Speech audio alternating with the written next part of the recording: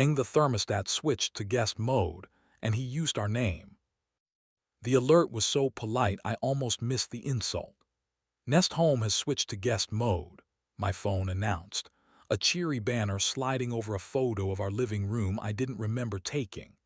Guest mode is for holidays and plumbers, not for Tuesday nights when Naomi has a panel and I'm marinating in leftovers and bad sports radio. I tapped the banner. The app showed a little house wearing a halo, the kind of interface that thinks aesthetics can forgive suspicion. Below it, a new entry appeared on the activity feed. Guest recognized by name tag, R. Collins. He'd never been a guest in our home. He'd been a man in Navy in our inbox, a line of credit in donor lists, a creature Naomi described as the kind who walks around rehearsing a moral he hasn't earned yet. He curated money like it was a museum, and people like they were exhibits. The thermostat had learned his name because Naomi once let him in with the Wi-Fi to set up a live stream for her center after a tech volunteer bylaid. The app, a faithful idiot, remembered. Guest mode meant the house had warmed itself to welcome. The lights would respond as if respecting choreography. The lock would behave like a doorman who's read too many novels. The dog, bless him, would only notice if the arrival had treats. Naomi had texted at 8, panel donors, a quick drink, don't wait up, followed by the green heart she uses when she wants to pretend the city is a small, manageable thing. I processed the thermostat's smile until it felt like paperwork, then did the one thing I trust late at night. I walked to Loom. Loom always smells like orange peel and reasonable decisions. The lights are the warm kind, the cafe equivalent of a familiar hand on your shoulder. Anna stood behind the counter wiping a clean surface, sleeves rolled, the pale crescent scar on her wrist catching the light like a truth you don't have to dramatize. "Which appliance cheated on you?" she asked, pouring water before I asked for anything. In this city the gossip is benevolent. It assumes you need saving. "The thermostat," I said. "Guest mode, his initial." "Spectacle is a sugar crash," she said. "You know where Mara is." Mara sat at the corner table, red scarf folded into compliance, a notebook flattened by a rubber band. She listened the way she always does, eyes precise, mouth unbusy, while I explained the app, the name tag, the Wi-Fi Naomi had once shared with a man who thinks paperwork is romance. When I finished, she tapped her pen on the margin. "Bread or sugar?" she asked. "Bread," I said, not trusting my mouth to mean it until I heard myself say it. "Good," she said. "Go home, lamp on, object on table, door unlocked for accuracy, not for guests. Ask for one sentence you can live inside." "What if he's in there?" I asked, hatting the way my voice auditioned for a movie. "Then you get to be specific," she said. "Specific beats dramatic every time." I walked back thinking about how houses have personalities, like dogs and good violins. Ours is earnest. It forgives if you tell it what you're sorry for. The hallway smelled like someone's common experiment. I unlocked the door, turned on the lamp that makes our kitchen look honest, and put my phone face up on the table like I was setting out cutlery. The dog thumped his tail once from his bed and decided not to take sides. The house was warm enough to believe in kindness. Guest mode makes the air forgiving. I hated that the thermostat had a point. At 11:03, my phone insisted on the specificity I didn't want. The lock clicked. Not our code's smooth certainty. A subtle hesitation, like a person wanting to be elegant and not quite managing it. The door opened and Naomi stepped in, rain on her hair, panel lanyard still around her neck like a stubborn chore. She saw the lamp me, the house deciding to be beautiful for her. "Did the thermostat betray us?" she said, not looking at the app. She always knows. "Guest mode," I said, "recognized by name tag, R. Collins." She closed the door as if not to blame the hallway. He came by at 7, she said, unpinning the lanyard. Wanted to drop a box of printed programs for next week because the office printer died. I told him to leave it with the desk. He said he owed me legwork. He asked if I'd buzz him for 2 minutes. I didn't. He found our guest network anyway because donors believe every room belongs to them if they've once paid for dessert in it. I would like accuracy, I said, but I also want you to be touched before I ask for it. She smiled at that, tired, delighted, the expression that forgives me for how I ask. Touch first, she said. Then I'll hand you sentences like tools. We didn't go to bed to erase the app. We went because our bodies can be languages, and panic tries to make us forget grammar. She stood in front of me, and I raised the zipper of her dress slowly, the movement we reserve for nights when we mean to be exact. The fabric made that small, faithful sound clothes make when they admit their costumes. She placed my palm at her hip and pressed until the weight translated to stay. I kissed the hinge of her jaw where her certainty keeps breathing, and she said my name in the version that means keep. We asked our short, familiar questions, here, slower, more, and answered in breath, the only voice that never pretends to know an audience. We laughed once because a sleeve misbehaved and she rescued me with her teeth. He'd arrived like tide, not spectacle. When we came apart together, it felt less like victory and more like a signature renewed on a document we actually read. After the house settled into its bones, Naomi rested her cheek on my chest and drew a circle with her finger over the spot where my worst ideas sleep.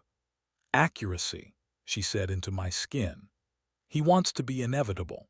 He arrived early to the panel and stayed late to carry boxes. He used the door code we gave the contractor last winter because he remembers permissions like favors.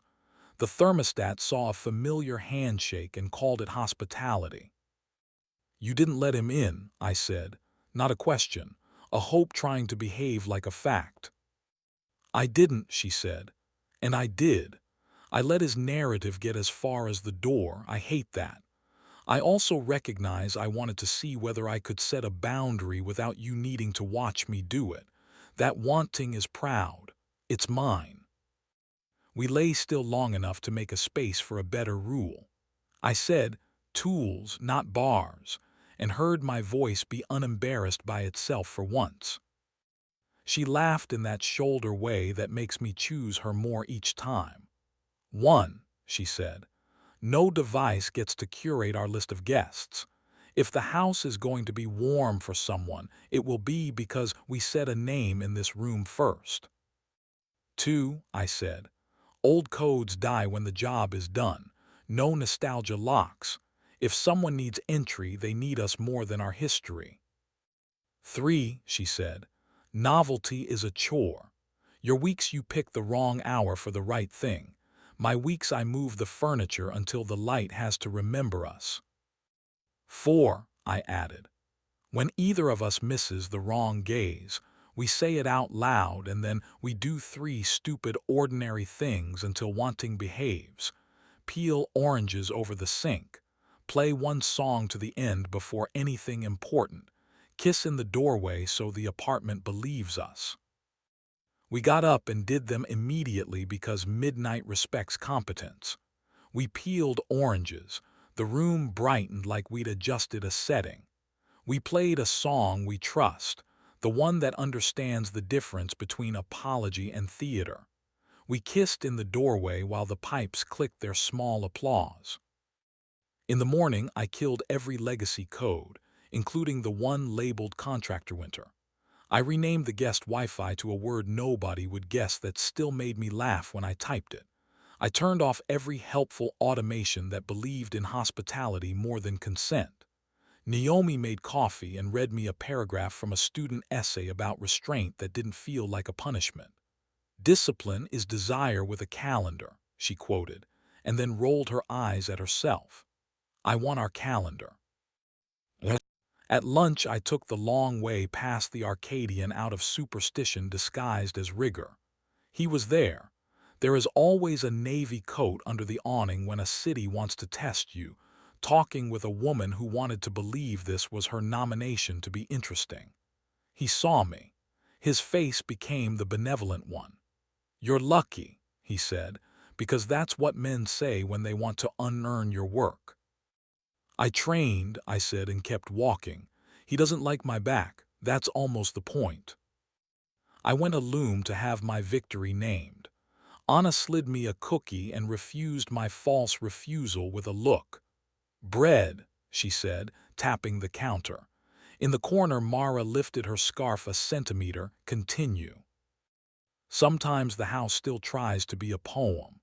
The thermostat suggests eco until 3 a.m., as if fate were a savings plan. The lock app writes little entries about comings and goings with the innocence of a child who can testify but not interpret. The TV autoplays a show where everybody learns from avoidable mistakes. We put whatever it is on the table, turn on the lamp, and ask for one sentence we can live inside. It keeps working. There are days when it doesn't. On a Friday heavy with rain, Naomi sent a photo of the Metropole lobby carpet with the caption, "Still trying too hard," followed by a green heart and a pin for a bookstore 2 blocks away. I wrote back a photo of the dog claiming our kitchen mat and the caption, "Correct carpet." That night, we moved the couch 2 inches and the light forgot and remembered us, which we took as permission to forget and remember each other. A week later, the thermostat tried another trick. "Welcome back, guest," it announced in the middle of the afternoon, as if it had recognized a footfall with good credit. I read the feed and saw nothing. I pressed the physical button like a priest rejecting a demon. I texted Naomi a screenshot.